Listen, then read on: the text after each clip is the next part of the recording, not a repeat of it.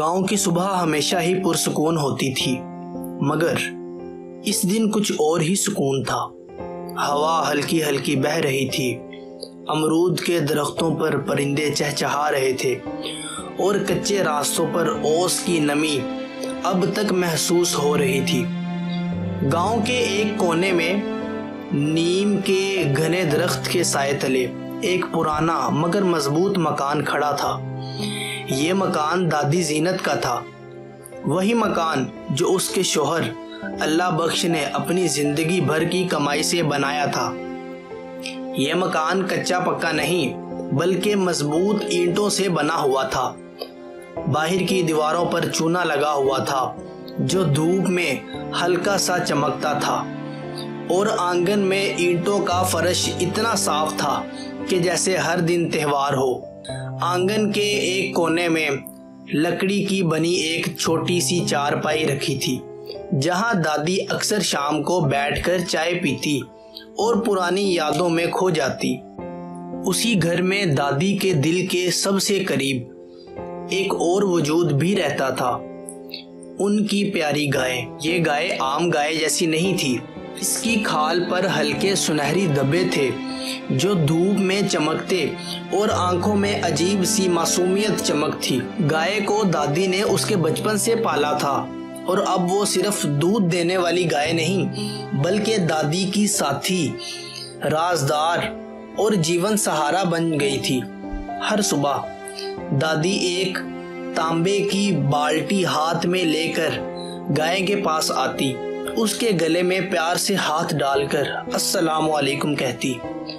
گائے بھی اپنی بڑی بڑی آنکھوں سے دادی کو دیکھتی اور ہلکی سی آواز میں کرتی، جیسے کہ جواب دے رہی ہو۔ دادی کا یہ معمول برسوں سے چل رہا تھا۔ دودھ نکالنے کے بعد وہ اسے صاف ستھری مٹی کی ہانڈی میں ڈال کر چولہے پر ہلکی آنچ میں گرم کرتی، پھر گھٹنوں پر بیٹھ کر لکڑی کے پرانے بلونے سے مکھن بناتی۔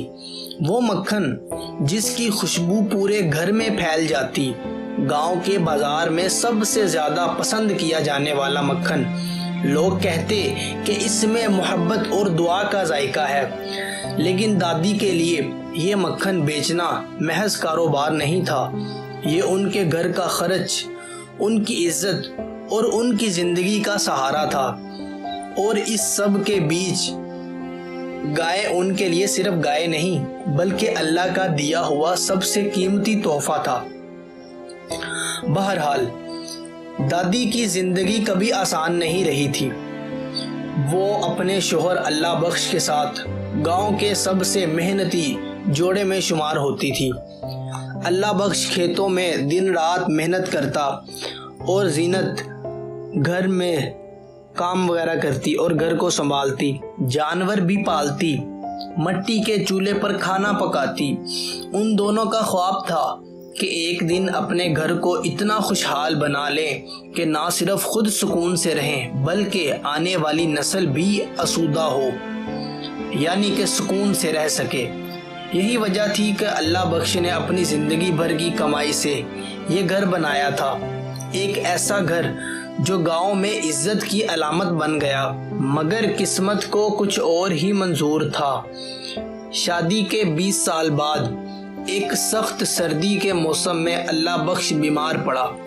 ڈاکٹر تک پہنچنے کا کوئی آسان ذریعہ نہ تھا، اور ایک رات وہ خاموشی سے دنیا چھوڑ گیا۔ اس رات کے بعد دادی کی دنیا اندھیری ہو گئی۔ جوان بیٹے شہر میں مزدوری کرتے تھے، مگر کمایا ہوا پیسہ بس اپنے ہی گزارے کے لیے کافی ہوتا۔ دادی کو احساس ہو گیا کہ اب اپنی زندگی کا سہارا خود بننا ہوگا۔ اسی دنوں اللہ بخش کی زندگی میں خریدا ہوا ایک ننھا سا بچڑا جو کھیلتے کھیلتے دادی کے آنگن میں بھاگتا تھا، ان کا سب سے بڑا سہارا بن گیا۔ دادی نے اس کا نام سنہری رکھا، کیونکہ جب بھی اس کی کھال پر دھوپ پڑتی تھی تو اس کی کھال سے سنہری سا تاثر آتا۔ सुनहरी दिन ब दिन बड़ी होती गई और दादी का दिल उससे ऐसा जुड़ गया जैसे अपनी ही औलाद से होता है। वक्त गुजरता गया। दादी सुबह सवेरे उठती, वुजू करके नमाज पढ़ती, फिर आंगन में रखी पुरानी बाल्टी उठाती और दूध निकालने का थाल लेकर सुनहरी गाय के पास आती।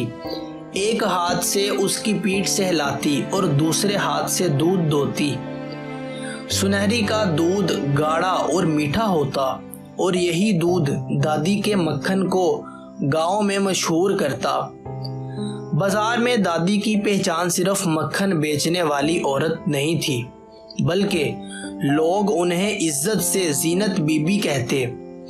उनके मक्खन में एक ऐसी खुशबू होती जो सीधी दिल तक पहुंचती। दादी कहती, बेटा, मक्खन में जायका हाथ से नहीं, नीयत से आता है। मगर दादी की जिंदगी में आसानियां हमेशा देर तक नहीं रहती। एक साल बारिश कम हुई, घास कम हुई और गाय के दूध में कमी आ गई। बाजार में ग्राहक फिर भी पूछते, दादी आज मक्खन कम क्यों है? और दादी मुस्कुरा कर कहती, बेटा, सुनहरी भी इंसान की तरह कभी कभी आराम करना चाहती है। इसी दौरान गांव के एक लालची शख्स ने, जिसका नाम शरीफुद्दीन था, दादी के पास आया।